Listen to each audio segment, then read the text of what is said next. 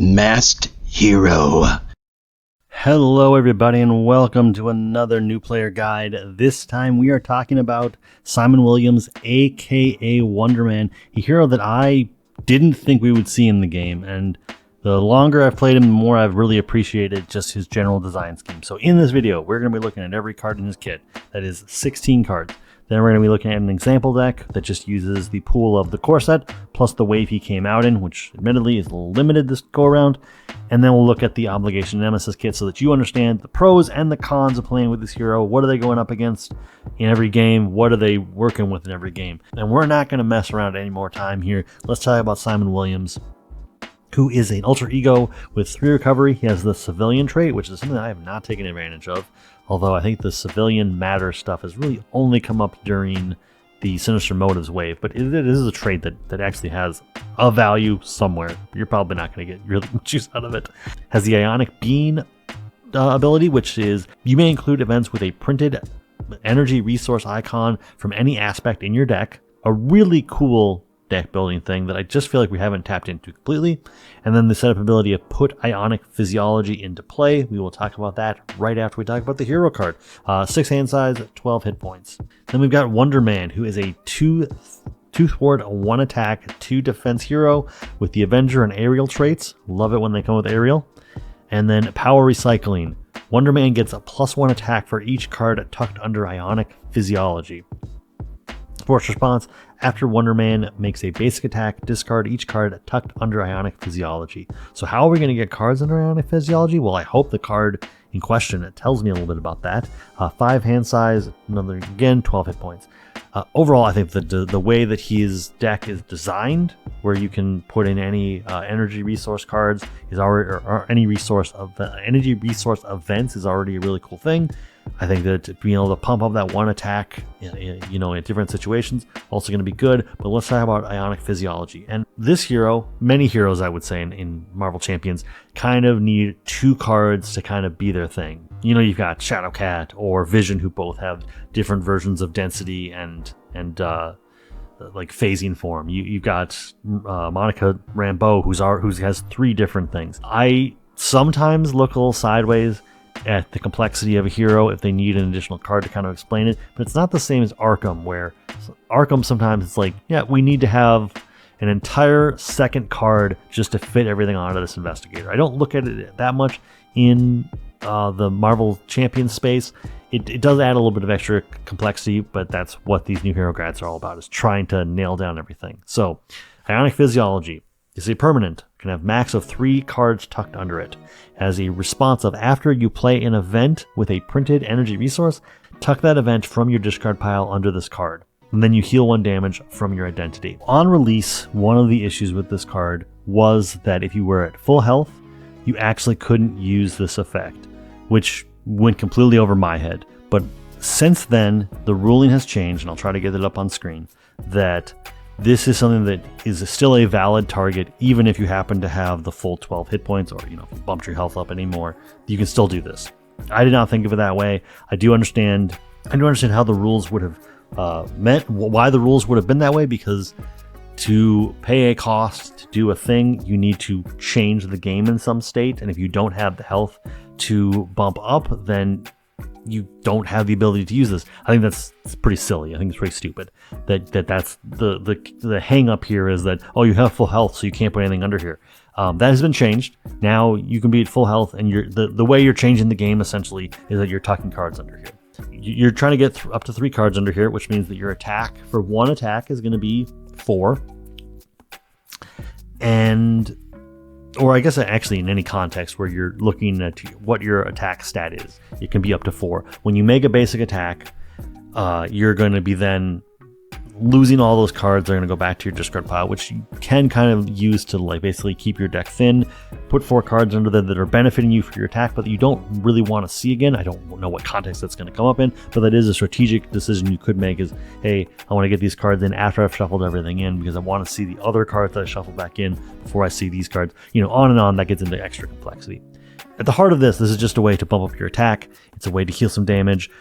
I don't feel like, in my video about Hercules, I said that Hercules feels like he has infinite health. I don't feel the same way about Wonder Man. I feel like he is a little bit more fragile, and I do feel like I need to use his basic recovery a little bit more, to be a little bit more intentional about that. But either way, this is the basic loop that we're going to be doing with Wonder Man, is play events with printed energy resources, bump up Wonder Man's attack, make an attack at some point, and go from there, healing up some damage, here or there. And yeah, overall, I think this is at least a interesting setup. You could have out of aspect events, you can be healing up damage, you can be bumping up your attack, and what are you going to do with that? Well, we're going to try to be using some of the cards in our deck. We're also going to just be building really fun decks. If you're enjoying this content, you may also enjoy some other content creators from around the community. First off, we've got Critical Encounters, a podcast where they talk about the villains and the modular encounter sets. We've got The Winning Hand, which goes and looks at one card every episode. It goes deep on the art, the power level, along with other podcasts that come out from time to time through that channel. We've got the Sidekicked podcast talking about allies, the Stunned and Confused podcast talking about any number of different topics.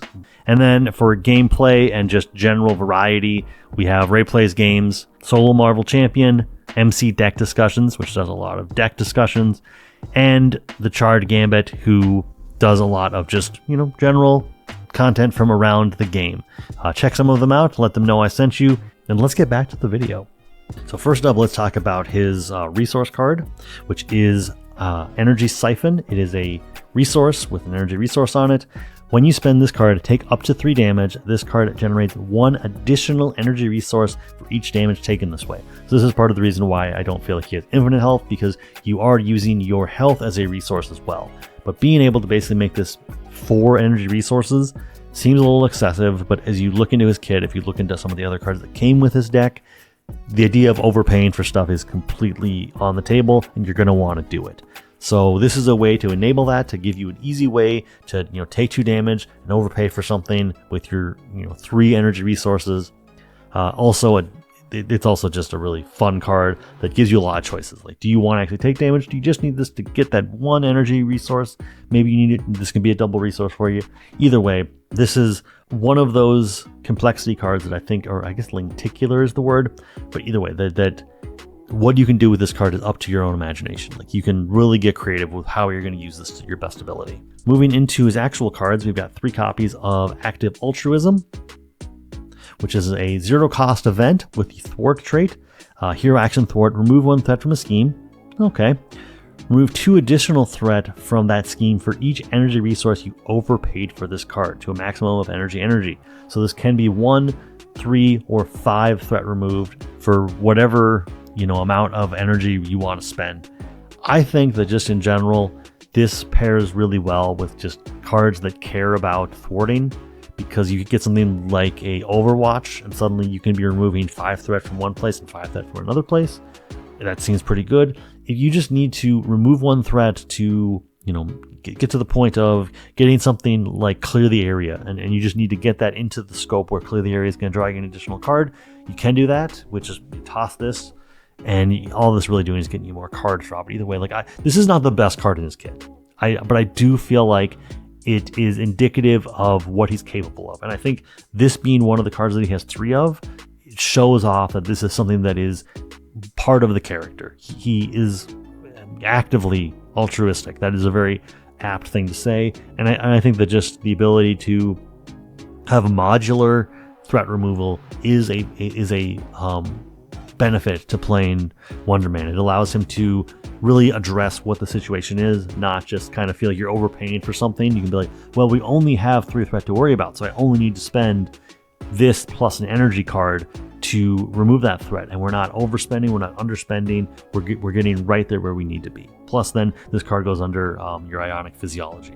Next up, we've got 3 copies of Starstruck, which is an event, costs 1, and it has the hero action of attack, deal damage to an enemy equal to your attack, which could be 4. I mean, it could be more than that, but within your kit, it could be up to 4. If you overpaid for this card using an energy resource, stun that enemy. I'm actually pretty fine with just paying 1, dealing some damage. Plus, this is also going to heal you up, potentially. Whenever I say that you're using Ionic Physiology, it's assuming that you haven't hit the cap of 3. obviously that is a thing that could happen. But at that point, you're dealing 4 for 1 and you're healing up and you're not healing up a damage. I think I'm okay with that.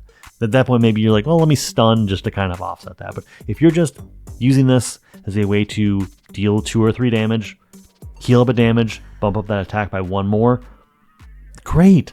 There's so much going on here, and I think this is a deceptively good card because it does have all those different ways that it could work out. Is it dealing 4 damage and it's not gaining you any health? Okay. Is it dealing 3 damage, giving you an additional attack and healing you health? And healing 1 health on you? Cool. Is it only dealing 1 damage?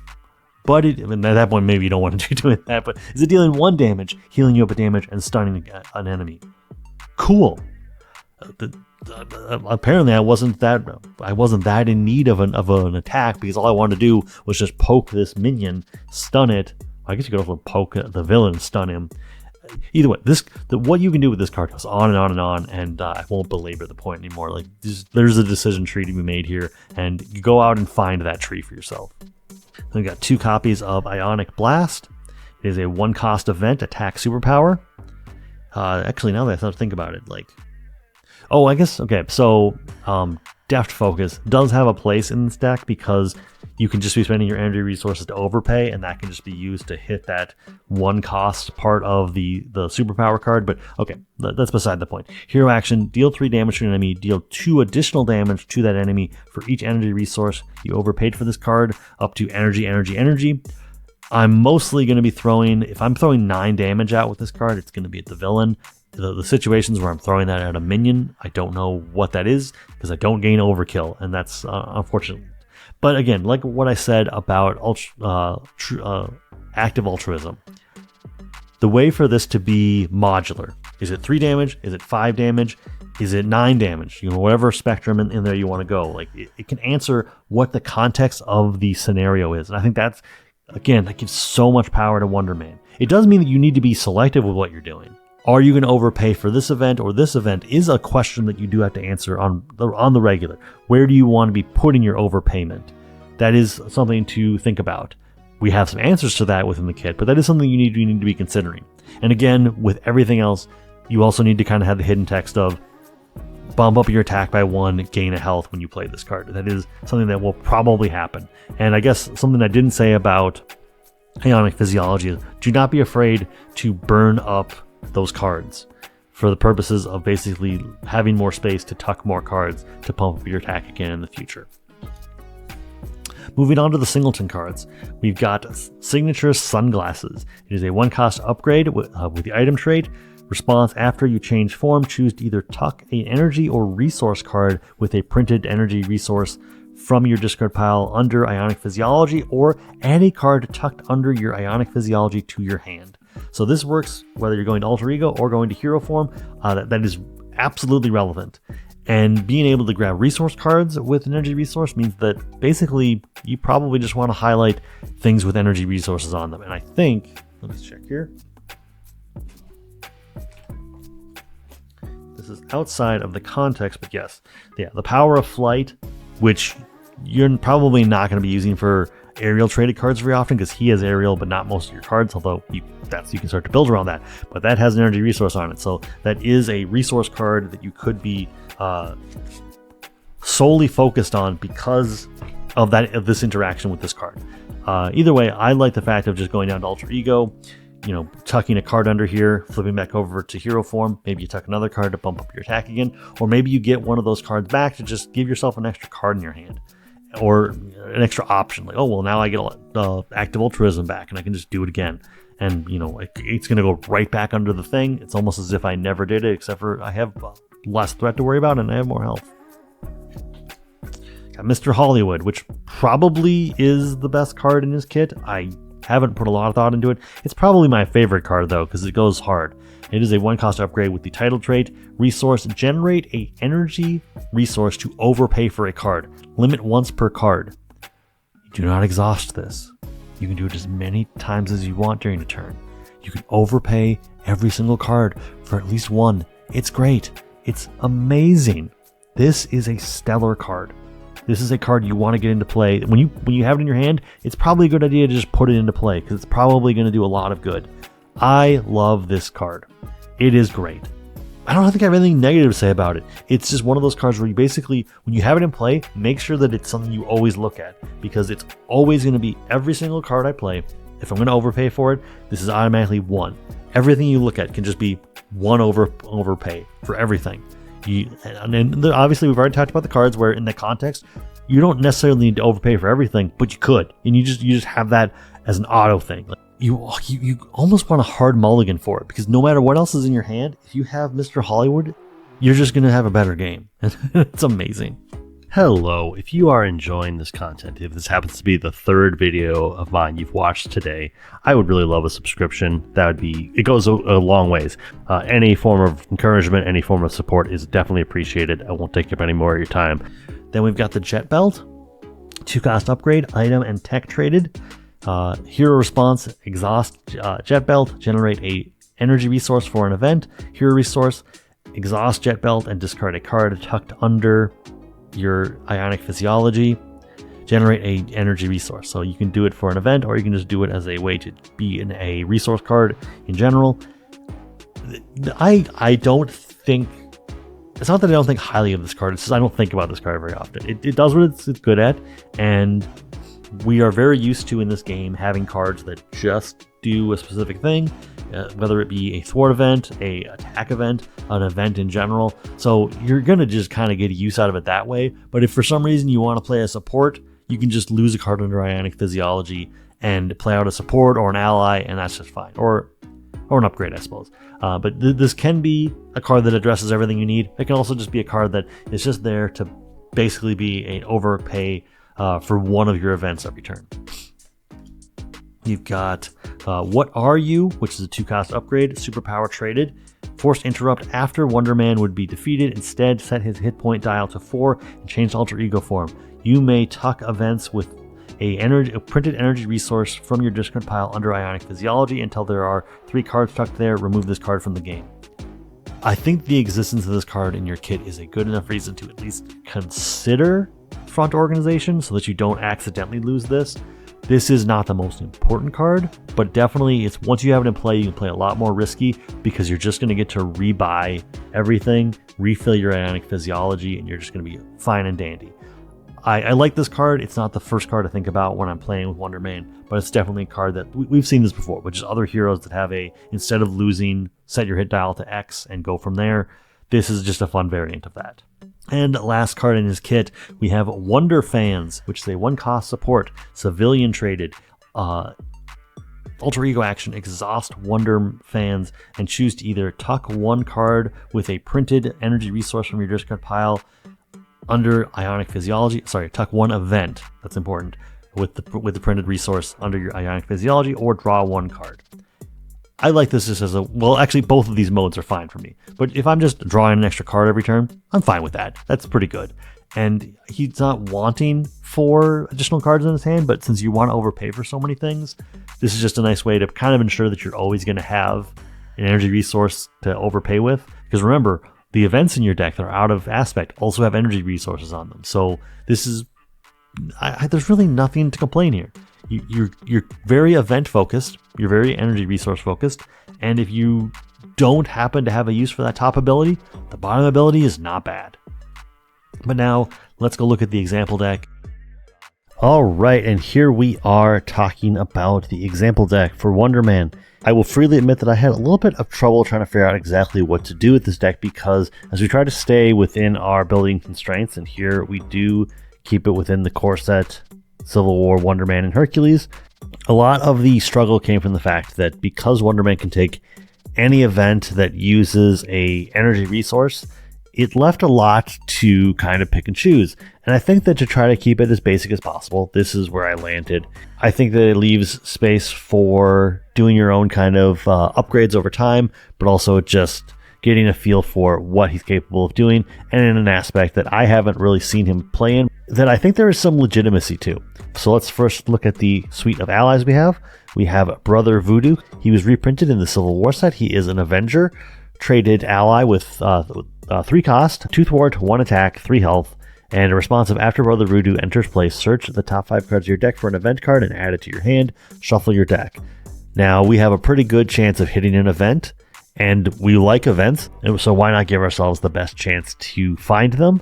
This is definitely an ally that I will not have a problem using as a chump blocker, although from some of the stuff we've seen coming from Fear No Evil, allies may be a deterrent, maybe deterred going forward, so they might be building towards not doing as much chump blocking, but this is definitely one where I think you can probably just get the event and chump block away. And we've got Luke Cage, who's right out of the core set. He is a 4-cost ally, 1 thwart, 2 attack, 5 hit points, and he has toughness. And this was basically just because I feel like we just, if we're going to be keeping Wonder Man alive, he has the ability to regrow back his stats, but I think it's important to kind of keep him as safe as possible, just because you can't get your health back nearly as quickly as some other heroes, at least not without going into a much deeper and more kind of try-hard card pool. Last one is Patriot. He is a 3-cost ally, 1 thwart, 2 attack, 3 hit points. After you engage a minion, give Patriot a tough status card. So this is just a repeatable tough status. This can be really, really helpful. This is actually an ally that I've had a lot of success with in protection, where you are just getting minions, you block with them, you lose the toughness, and maybe you finish off a minion, and then you just get another minion engaged with you, so he can gain another tough. Sometimes you're just sitting there getting him tough so that he can block the villain, and the minion might only deal 1 or 2 damage, so you're not as concerned about it. But yeah, this is definitely one that I'm happy to see, and has been much higher in stock than I was originally giving it credit for when I first saw it. Moving into the suite of events, we have 3 copies of Bombs Away. This came with Wonder Man. It was a reprint, and it is 2 cost. Aerial and Tactic. Exhaust an aerial character you control and choose a player. Deal 3 damage to the villain and each minion engaged with you. So this is just a good spread damage ability. The one thing I will say is that if you run into a guard minion, I don't believe you can deal the damage to the villain, and I'll put that up on screen if I'm completely wrong about that, but I think that was a thing that came up because this was out of the Angel pack originally, and I'm pretty sure that was something that came up in the discourse at that time. But yeah, this is just a fun out of aspect card that's going to help you to clear out minions, because I feel like Wonder Man can handle minions fine, but because you're blowing through your Ionic Physiology to kind of make big attacks, you don't want to be necessarily throwing all of your big attacks at the minion, or all your basic attacks at the minions. Having this as a way to clean the board is always nice. We've got Counterpunch, which we're going to be taking advantage of as high attack. It is a 0-cost event. Response attack after your hero defends against an enemy attack.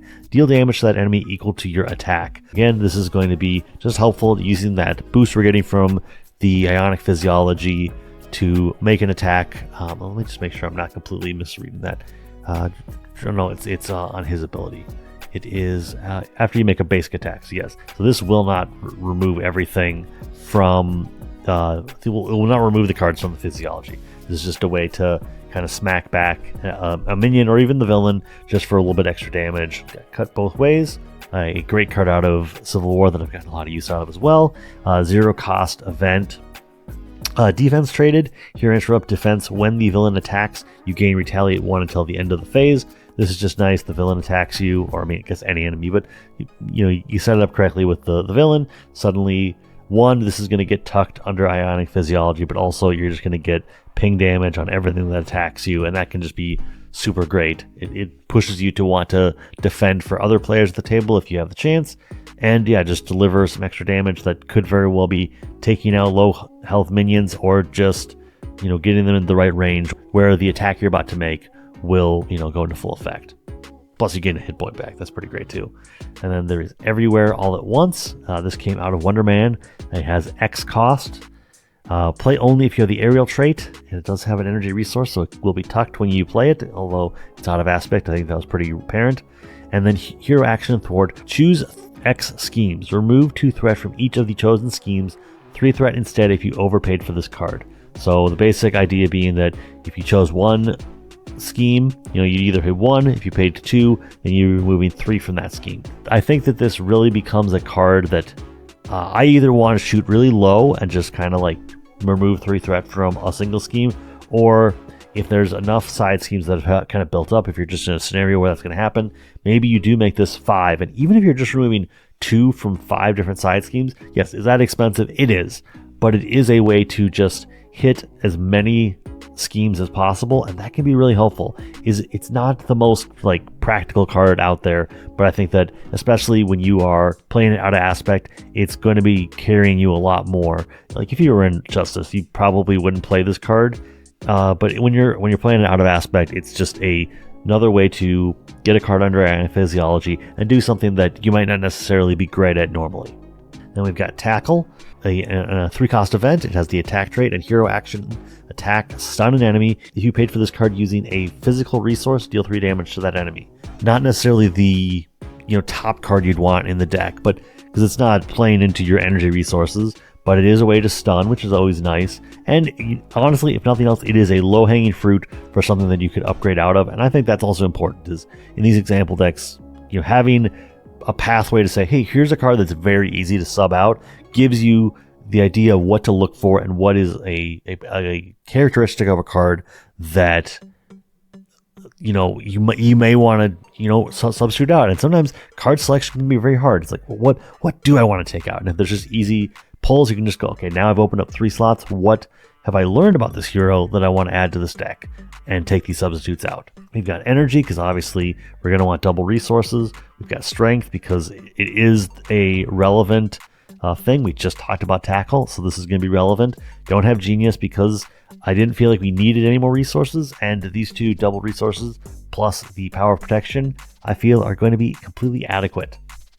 Moving up to Quinn Carrier. This is a pretty staple-ish card for Avengers traded stuff, but it is a 3-cost support. You can only play it if you have the Avengers trait, although there are ways to get around it. If you want to get into the bigger card pool, look at a card like Build Support. It does allow you to put in a support that is outside of your trait lock. That is a fun trick you can do if you happen to open it up to a bigger card pool. But yes, this will get you a wild resource.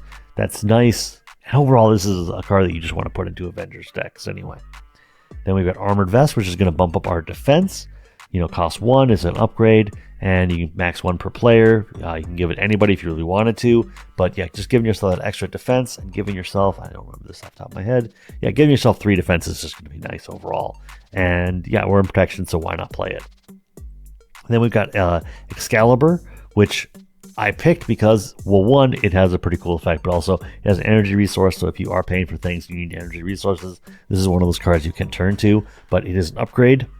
Kree Skrull weapon traded, restricted. It has the response of, after your hero defends against an enemy attack, spend an energy resource, deal 2 damage to an enemy. So not only does this allow you to use this to help to overpay for stuff, but since we're already in the mood to be using energy resources, why not have them also on hand to just defend against something and deal 2 damage to an enemy? Does not need to be the enemy that attacked you, so the villain could attack you, and then you could throw 2 damage at a minion before they have a chance to attack you, and just preempt all that. That's beautiful. And actually, that is everything. So yeah, this is a pretty basic deck. I think that it's played well. I play tested both of the decks that I've talked about this week, and this one, may not be perfect, but I think it has room to grow. And let me know how you feel about this deck. But let's get back to the Obligation and Nemesis.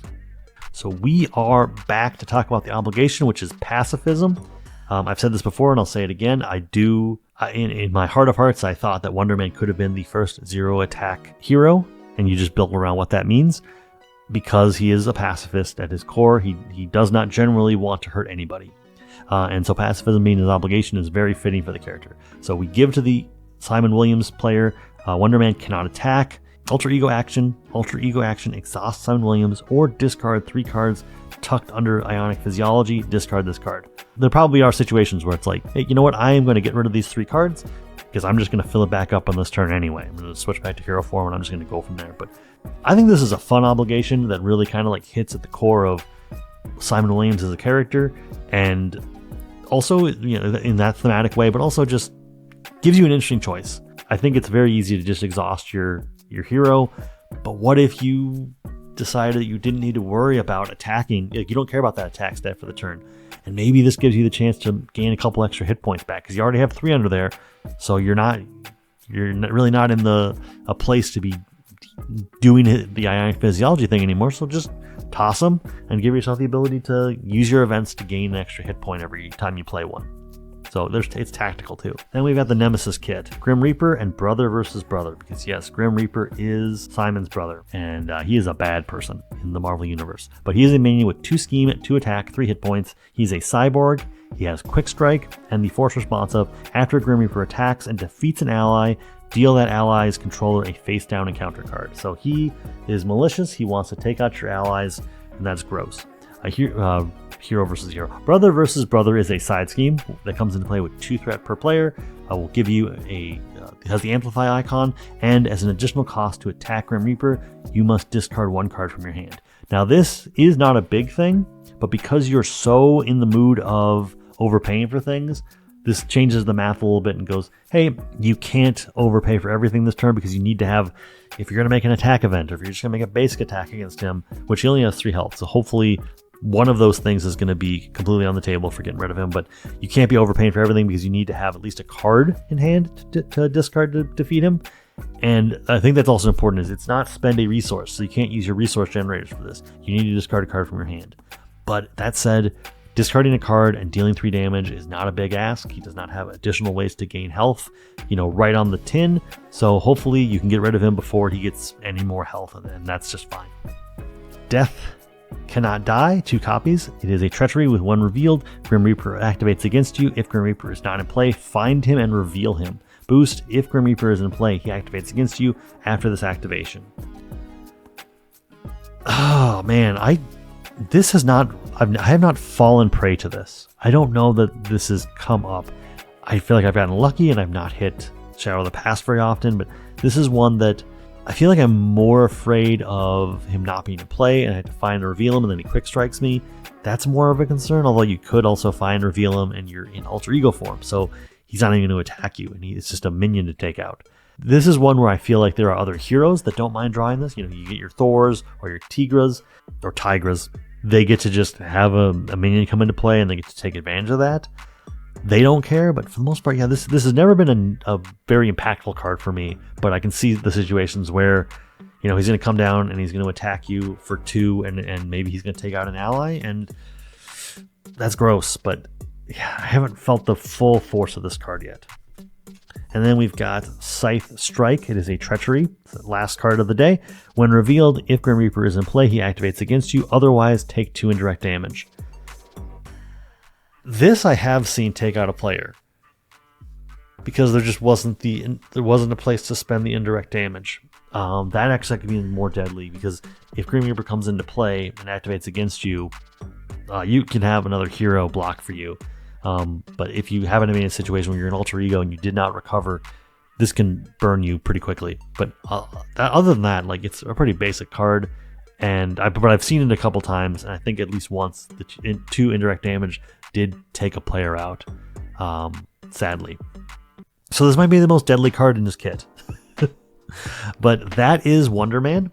I was really excited about this guy. I think that paired with Hercules, I think Hercules definitely came out on top, but I like this hero. I like the options it gives you. I like the creative way you can do the deck building. I feel like really we haven't fully tapped into the full potential of that deck building outline or that deck building strategy. But either way, I like him, and I think that he's a fun hero and you should try him out. He might be a little bit complex, but at the same time, I feel like once you get your feet under him, he can be a fun hero that can really just kind of stand the test of time. But until next time, you're doing great. Keep it up, and I will see you in the next one.